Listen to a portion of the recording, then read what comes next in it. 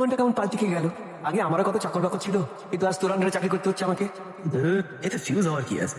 আমরা গরিবই সই, কিন্তু দেখ কোম্পানি দামি স্যুট দিয়েছে, একটা ফ্রি সুপার কার দিয়েছে, বিয়েতে বিদেশি মদ পাবি, আর আশীর্বাদে disco jockey. Really? I like your excitement. দেখ, কাল পকেটে 200 টাকা ছিল না, আর আজ পকেটে 5 লাখ টাকার কন্ট্রাক্ট। পরের কন্ট্রাক্ট 10 লাখের হবে, তারপর 25 লাখের কন্ট্রাক্ট পাবো রে। 12.5 ওর, 12.5 আমাদের। দূর, ওর সাথে পার্টনারশিপ করতে যাবো কেন? বলছিস কি? হ্যাঁ, আমরা নিজেরাই কোম্পানি খুলবো। What are you talking? Yes, 1 বছরের মধ্যে কোটিতে খেলবো করো। 100 কোটি ক্রস করে শেয়ার বাজারে নামবো বলছিস? শহর জুড়ে আমাদের অফিস হবে। একটু বেশি ভেবে ফেলছিস না? হাই বুঝে গেছে। আমি শ্রীনা। How are you? আপনার আইডি কার্ড। দাও। রাজা, প্ল্যান কন্টিনিউ করো। হ্যাঁ, করছি বস। কয়েক বছর যদি এই কাজটা করে যাই তাহলে 1 কোটি। তখন আর তোমাকে অন্য কোনো বিয়েতে পারফর্ম করতে হবে না, নিজের বিয়েতেই পারফর্ম করবে। এই তো মুসলিম বলছে পাগলা। যে মেয়েটার সাথে তোর এঙ্গেজমেন্ট টসে গেল, তার নাম জানো? ওর নাম ছিল পল্লবী কোলাসানি। যে করেছিল তোকে হয়রানি, ঘোড়ায় চেপে ওর বাড়ির সামনে দিয়ে বর্ষে দিয়ে যাবি। এমন ব্যান্ডটি হবে যেন জানা দিয়ে ঝুঁকে দেখে আর আফুফ করে বলে, একটা কোটিপতি বর হাতছাড়া হলো। দু চোখ দিয়ে যেন গঙ্গার যমুনা বয়, এমন জল যেন বের হয়ে যেন। না না না না, কি যেন বলেছিলি নামটা?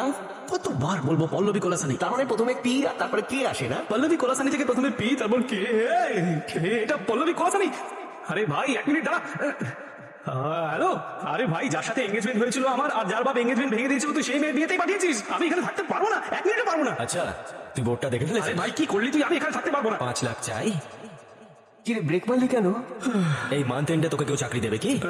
না, তাহলে ঠিক করলি না ভাই। কলেজে 3 বছর ধরে আমি একটা মেয়ের পেছনে ফিল্ডিং মেরেছিলাম, আর তুই কি বলেছিলি? Feel my love, feel my love. মেয়েটা তোর উপরে ফিদা হয়ে আমার ফোন ধরে বন্ধ করে দিয়েছিল। হলের কোণের সিটে বসে মস্তিমান সিনেমা দেখেছিলি, আর ইন্টারভিউতে আমাকে দিয়ে পপকর্ন আনিছিলি। মনে নেই? ভেবেছিলাম তুই সব ভুলে গেছিস ভাই। এই জন্মে তো আর ভুলবো না। Revenge is revenge. কাল যখন ওর হাজবেন্ড ওকে সিঁদুর পড়াবে না, তুই পিছনে দাঁড়িয়ে ফুল ছেটাবি। ওরে পাগলা, তুই তো আমার পাগল করে ছাড়লি রে। ছোট লোক। কেন এই মেয়েটার বিয়ে? এত ডেকোরেশন এই মেয়েটার জন্য? হ্যাঁ। তোর বিয়ে তো 22.5, বল তো ওর বিয়েটা ভাঙা নাচতে হবে, সেটাই তো?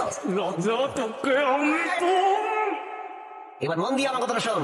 বরের মাথা ভরা টাক হবে, এত বড় ভুড়ি হবে, মলকেশ্বরে ফ্ল্যাট হবে, গতর্বতী ফ্ল্যাট হবে, আর এটাই ফ্যাক্ট হবে, মিলিয়ে নিস। এ আবার কে উঠে এসেছিল বসলো? নীতি মহাপাত্র? মনে তো তাই হচ্ছে। মালটা তো তোর থেকে বেশি চিক না? ওকে, হ্যাঁ, এটা আপনাকে ভালো লাগবে। না, ঠিক এই কালারটা আমার পছন্দ হচ্ছে। ওই মা, তোকে আমি মেরেই ফেলবো। তুই বলেছিলি পাত্র টেকো হোম তো ফ্ল্যাটই হবে। তুই কথা বলবি না, কথা বলবি না। শোন আমার কথাটা শোন। ভাই, মানলাম শাহরুখ হ্যান্ডসাম, কিন্তু কাজলের হৃদয়ে অজয় দেবগন বসে আছে। তেমনই পল্লবী করার লকেটে তোর ছবি set boss.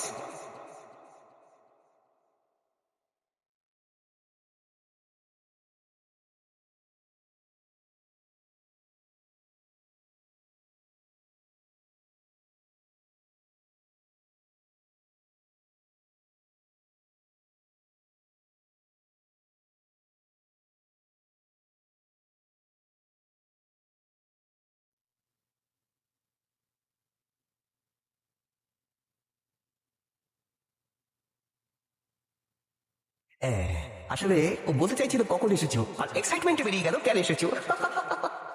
Beautiful. Thank you. কি হয়েছে? না মানে বলছিলাম কি, তোমাকে হঠাৎ করে দেখে আমার বন্ধুর 440 ভোল্টের কারেন্ট লেগেছে, তাই না? অ্যাকচুয়ালি আমি যোগেশকে খুব ভালোবাসি। পড়লো মনে তোমাকে বাই, আর কে আরে কি করছিস বস? আরে পালা রে পালা। হ্যাঁ, সব কথা হয়ে গেছে, শুধু 2-1টা কাজ। 1 মিনিট, আমি পরে ফোন করছি। কি ব্যাপার? Cutting sir. কিসের জন্য? কেন? Trading sir. আমি এটার কথা বলছি না। তুমি এখানে কি করতে এসেছো? বিয়ে দেখতে এসেছো নাকি বাংলা দেখতে এসেছো? অ্যারেঞ্জমেন্ট করতে স্যার। বলো কত টাকা লাগবে এখান থেকে কেটে পড়া? 5 লাখ ওর, 5 লাখ আমার। কে কত টাকায় ভাগ বসবে তাতে আমার কি? যাও, আমি অন্য কাউকে ডেকে নেবো অ্যারেঞ্জমেন্টের জন্য। ঠিক আছে। আরে কোথায় যাচ্ছ? ভিড়ের রাস্তা ওদিকে। জানি, কিন্তু আপনার হবু জামাই তো ওদিকে স্যার। হ্যাঁ তো? অ্যাকচুয়ালি আমার বাবা চলে যাওয়ার পর আপনি এঙ্গেজমেন্টটা ভেঙে দিলেন, কারণ আমাদের প্রপার্টি বেহাত হয়ে গেল। আর পল্লবীকে নিয়ে আপনি চলে গেলেন, আর এটা যদি যোগেশকে না জানায় তাহলে সেটা চিটিং হবে তো স্যার। মানে কি বলতে চাইছো? মানে হ্যাঁ, মজা করে আজকাল লোকজন আমার এইচএমটি বলে, তাই নাকি? হ্যাঁ, আমার স্বভাবটাই এরকম যে লোকে বলতে বাধ্য হয়। কেন বলবেন না বলুন, আপনি টাইমের এত পাক্কা যে লোকে আপনাকে দেখে নিজের ঘড়ি মিলিয়ে নেয়। আরে আরে, 10টা বেজে গেছে, এখন আমার দুধ খাবার সময়। এই বিজয় আর রুলস। রুলস ফলো করতেই হয় স্যার। দাঁড়াও। যোগেশকে জানাবো নাকি? না, তাহলে আপনি নিজের কাজে মন দিন, আর আমাকে কোনো রকম ডিস্টার্ব করবেন না uncle.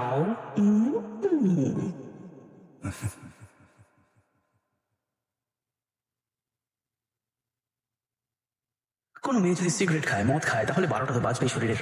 Smoking and drinking is injurious.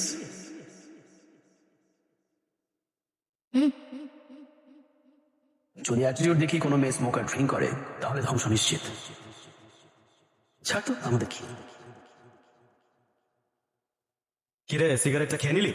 না বাবা, খাইনি আমি। লিপস্টিকের দাগ নিয়ে যখন তখন খাসনি। বললাম তো না, পাশে একটা সুন্দরী মেয়ে বসে আছে আর তুমি সিগারেট টানছো। যদি অন্য কোনো লোক থাকতো সেও আমার সাথে খেত, আমার টাকা খরচ হতো। তুই পাশে বসে আছিস তাই টাকাও খরচ হচ্ছে না, আর কোম্পানিও পাচ্ছি, পুরো ডবল মুনাফা। সবাই নিজের পজিশনে রেডি থাকবে।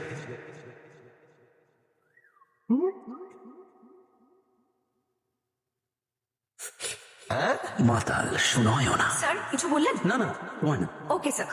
মনে হচ্ছে সুগার লেভেলটা আবার ড্রপ করেছে। ট্যাবলেট খাওয়ার পর কিছু খেয়ে নিতে হবে। এই মেয়েটা তো লুকে লুকে ট্যাবলেট খাচ্ছে। ট্যাবলেট নয় রে, ড্রাগস। ড্রাগ দেওয়ার পর কি হয় রে? চলনি বদলে যায়। তালে তালে কি হাঁটছে গুরু, হেব্বি হেব্বি। রড বের করে হাঁটলে এবার। এটা মুখ তো চড়ছে রে। এরপর হ্যাঁ, জিভ বার করে মুখ ভেঙাবে। হ্যাঁ, মুখ ভেঙেছে।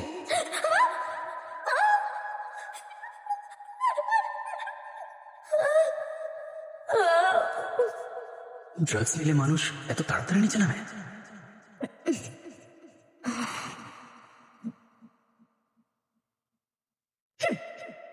এই ব্যাপারে কাউকে কিছু বলবে না কিন্তু। মানে ধোঁয়া আর জলের ব্যাপারে? সিঁড়ি থেকে পড়ার কথা বলছি। যদি কাউকে এটা বলতেই হয় তাহলে কি বলবে? এটাই বলবে যে মেয়েটা নিচে পড়ে গেছে, রাইট? তখন সবাই জিজ্ঞেস করবে কার জন্য। কিংবা যদি বলো বেচারি হড়কে গেছে, তখন বলবে কার সঙ্গে। শুনতে ভালগার লাগবে না? বড্ড ভালগার শুনতে লাগবে। সেই জন্য প্লিজ কাউকে কিছু বলো না। কাউকে বলবো না।